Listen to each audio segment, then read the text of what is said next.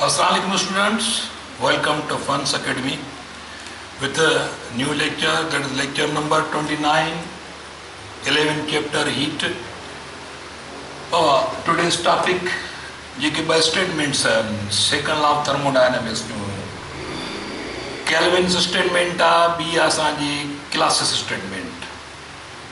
त असां प्रूव कंदासीं बोथ स्टेटमेंट आर इक्विवेलेंट।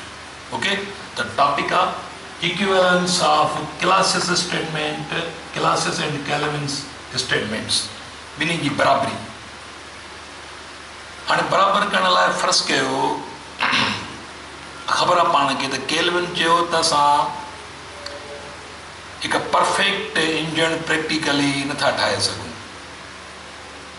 त इंजन खे हीट ॾिबी त हीट जो कुझु सो वर्क डन में इस्तेमालु थींदो, कुझु सो सिंक में ज़ियान थियणो आहे।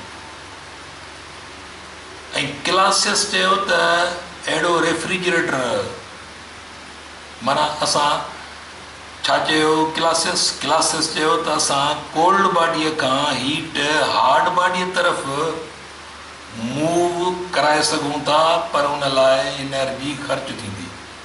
Without expenditure of energy it is impossible to drive heat from cold body to flow heat from cold body to hard body.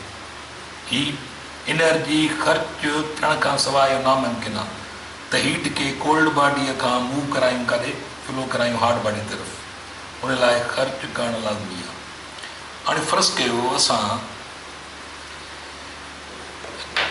Kelvin ji statement खे फ़र्ज़ु कयो ग़लति था चयूं। ग़लति कीअं? मिसाल असां वटि हिकिड़ी अहिड़ी इंजन आहे जेका परफेक्ट आहे, जेका टोटल हीट कन्वर्ट कंदी वर्क में, ऐं उन इंजन खे कनेक्ट था कयूं छा सां? रेफ्रिजरेटर सां। मिसाल ही डायग्राम आहे, स्कीमेटिक डायग्राम आहे। हाणे हीअ रेफ्रिजरेटर आहे, कोल्ड बॉडीअ मां हीट उमाइणी आहे असांखे काॾे? बाबा हॉट बॉडी, हॉट रिजर्वायर तरफ़। कोल्ड बॉडी खां हीट असांखे हॉट बॉडी तरफ़ उमाइणी आहे। हिते टेम्परेचर T1 आहे। हाणे जेको ॾिसो ही रेफ्रिजरेटर या एसी जे पोयां हीट निकिरंदी आहे, जेका हीट निकिरे थी उनखे इस्तेमालु था कयूं, फ़र्ज़ु था कयूं असां। हाणे उहा हीट उमाणियूं था इंजन ॾे, ठीकु आहे, इंजन जे हार्ट रिजर्वायर तरफ़।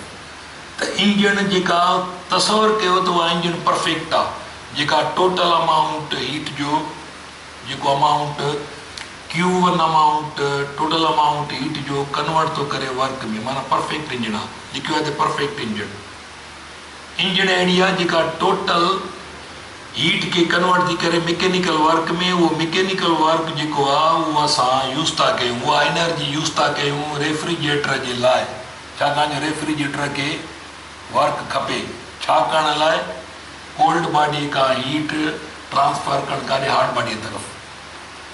त असां परफेक्ट इंजन कनेक्ट कई आहे रेफ्रिजरेटर सां, त जीअं रेफ्रिजरेटर खे असां इनपुट ॾियूं, रेफ्रिजरेटर खे एनर्जी सप्लाई कयूं, वर्क सप्लाई कयूं, so that energy can be transferred from cold reservoir to hot reservoir.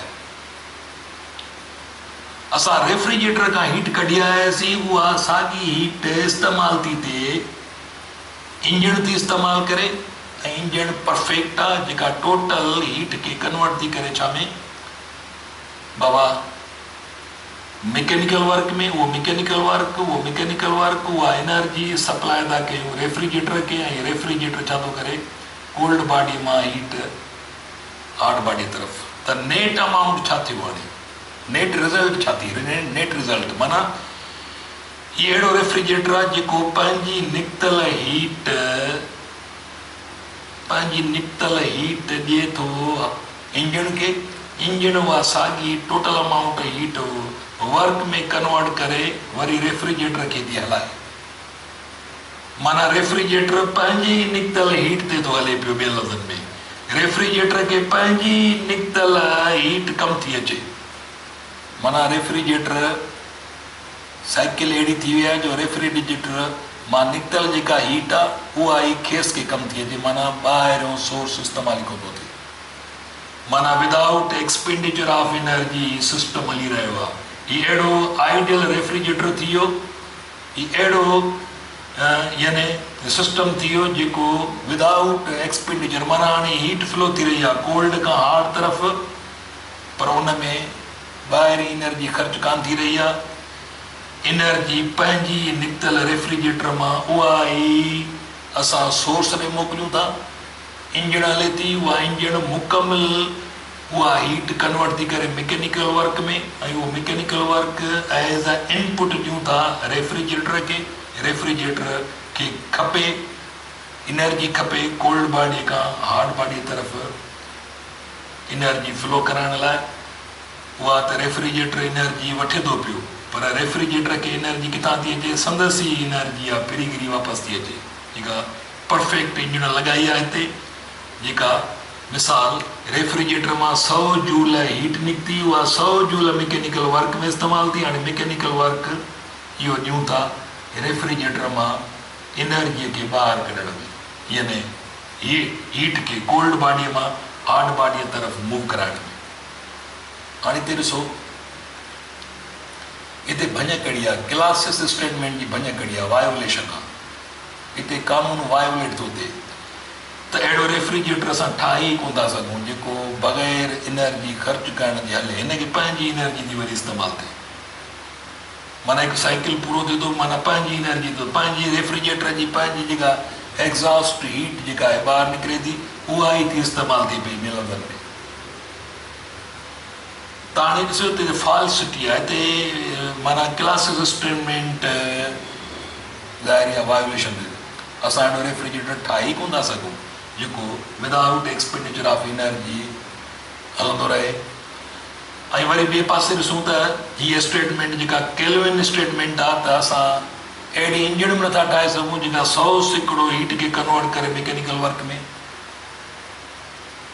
त इन फॉल्सिटीअ में इन माना ॾिसो त ही ॿई रॉन्ग स्टेटमेंट्स आहिनि। माना असां फ़र्ज़ु कयो आहे, फ़र्ज़ु था कयूं त असां वटि हिकिड़ी परफेक्ट इंजण आहे, ऐं इहो बि फ़र्ज़ु सपोज़ कयो आहे असां इहो बि त असां वटि अहिड़ो रेफ्रिजरेटर आहे जेको बग़ैर एक्सपेंडिचर ऑफ एनर्जी जे हले थो, पंहिंजी एनर्जी निकिरे थी, उहा पंहिंजी एनर्जी इंजण थी वठे, इंजण उन एनर्जी खे हीट खे कन्वर्ट थी करे परफेक्ट इंजण 100 जूल हीट आहे त 100 जूल मैकेनिकल वर्क में थी कमु अचे, जेका केल्विन जी स्टेटमेंट जे ख़िलाफ़ वर्ती आहे।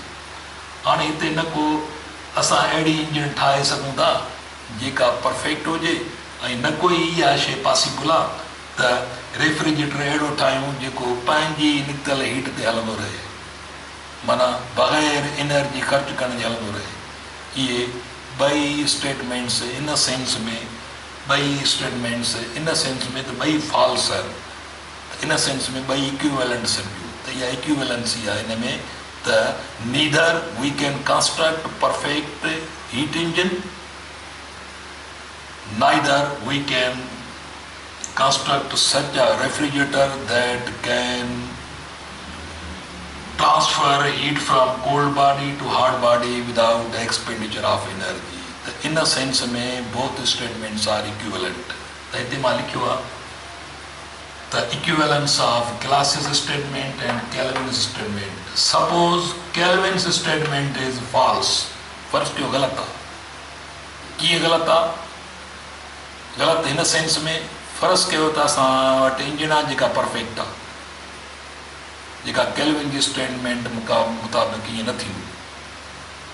त हिकिड़ा इंजण 100% परफेक्ट माना 100% हीट कन्वर्ट करे मैकेनिकल वर्क, फ़र्ज़ु कयो असां वटि उहा आहे जेका स्टेटमेंट केल्विन जे मुताबिक़ फॉल्स ॻाल्हि आहे। So we can have a heat engine that takes heat from source and माना जेकर परफेक्ट आहे त उहा सोर्स मां हीट खणे थी जेका मुकमिल तौर वर्क में थी कन्वर्ट करे, and converts it completely into work. If this perfect engine is connected, हाणे इहा परफेक्ट इंजन कनेक्ट कई असां रेफ्रिजरेटर सां, ठीकु आहे, is connected to refrigerator, then this work can be used to operate refrigerator.